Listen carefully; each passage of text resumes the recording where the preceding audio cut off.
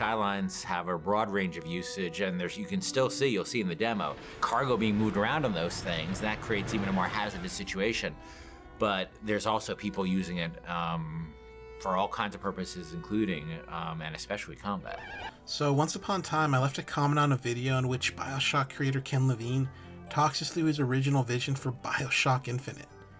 From what he describes, the game was meant to be radically different from the version that actually shipped. This version emphasized players' choice and world building. The world didn't just look amazing, it felt alive, with how NPCs would react to your presence and how you chose to handle tense situations.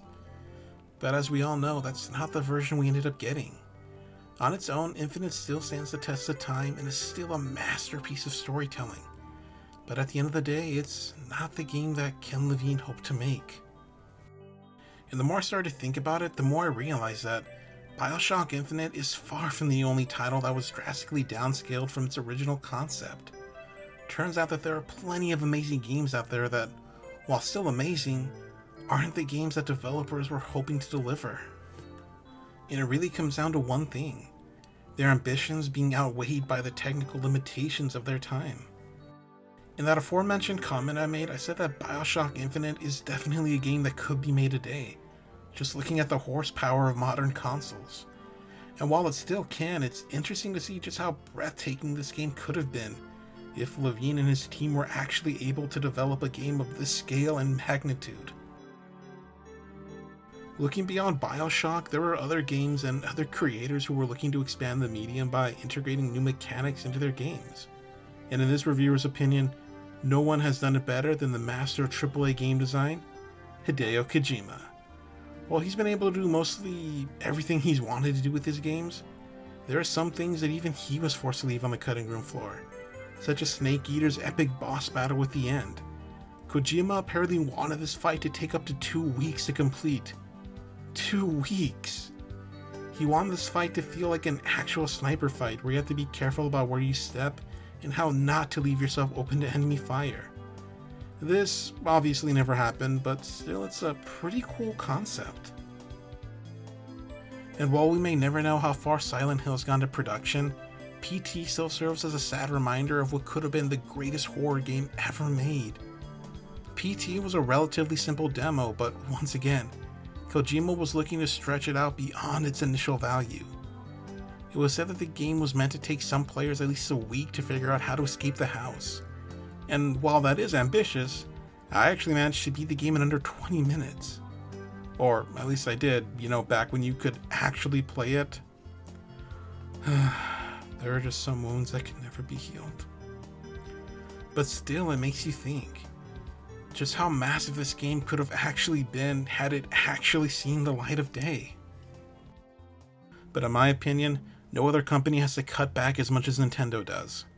For as amazing and as legendary as most of their games have become, it's easy to forget that even the Big N has been forced to make a few cuts or drastically change their titles based on the tech they have available.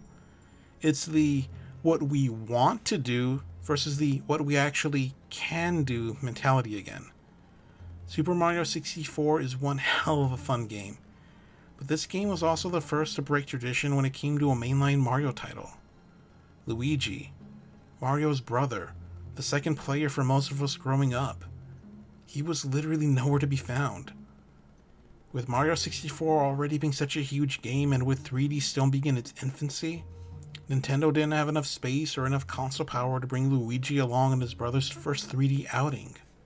And speaking of the N64, how many of you remember or have even heard of the N64 disk drive? If you haven't, and if you still have your N64, just flip that one over and look at the unutilized expansion port on the bottom. Nintendo was originally planning to launch a hardware add-on that would have supercharged the console and allowed them to implement new gameplay mechanics. But as we all know, the add-on never left Japan, and every game that was originally designed for it or planned to benefit from it had to start from scratch or end their development altogether.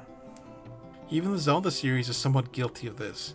There was the 2000 Space World demo where Nintendo gave us a glimpse of what Zelda could look like on their soon-to-be-released GameCube. And then Wind Waker came out and it sorta pissed a lot of people off while also going on to win the hearts of those who actually played it. And while we did get a darker Zelda title in Twilight Princess, there's still a sizable fan base out there still wondering what this original version could have been like. Nintendo would go on to pull a similar stunt with their tech demo for what a Zelda game could look like on the Wii U, once again teasing a concept that never saw the light of day. But we did get Breath of the Wild, and that one was pretty good. A few years ago I played through Skyward Sword HD. It was my first time ever playing this title, and when I finished it, I was satisfied, yet a little bummed out that I deprived myself of playing this adventure the first time it came out. Look, 2011 was a great year for games, and I could only afford one, and sorry, but my heart kinda belonged to Uncharted 3 at the time. Sorry, Nintendo. And recently, I've been playing through Tears of the Kingdom, and while playing it, I noticed how eerily similar it feels to Skyward Sword. Both games have Link traversing between the sky and the land in order to progress throughout the story. And at one point it had me wondering, is Tears of the Kingdom the fully realized version of what Skyward Sword should have been? Well, I thought long and hard about this, and in many ways, yeah, it is. The concept of having to travel between worlds is great. Back in 2011, the concept was there, but unfortunately, the hardware, well, it wasn't. But with today's tech, Nintendo was able to make the game they attempted to make over a decade earlier. And you know what? They nailed it. While it seems like developers will always be playing catch up in order to make their visions a reality, it looks like we're at an age where literally anything is possible. And to explain what I mean, we're gonna have to take a look at Ratchet & Clank Rift Apart. Aside from being another amazing game in the Legendary series, this game also serves as a tech demo for what modern systems are capable of. In the first level alone, we find ourselves going through numerous rifts, new worlds that are all beautiful and distinct from one another. And it's all done without any slowdowns. It's not even a pre-rendered cutscene. This is actual gameplay. And if this is possible at this stage in the industry, then who knows what else is.